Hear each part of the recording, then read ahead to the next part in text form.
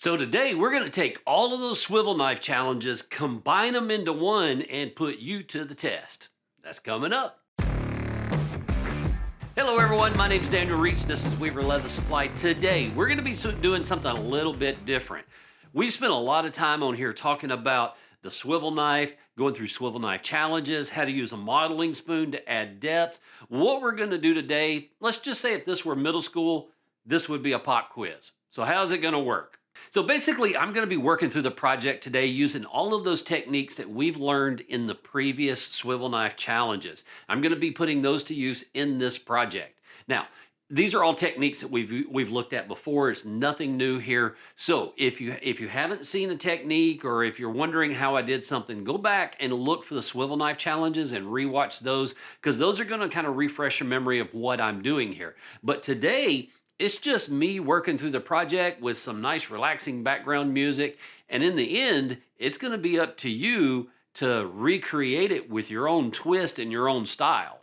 Then at the end of the video, go into the comment section and comment, "I'll take that challenge." You can put whatever else you want in there with it. But let's see how many people we can get taking the challenge. Then, if you're comfortable with it, share your project in the Chuck Dorsett fan page and tag me. I'd love to see how it turned out.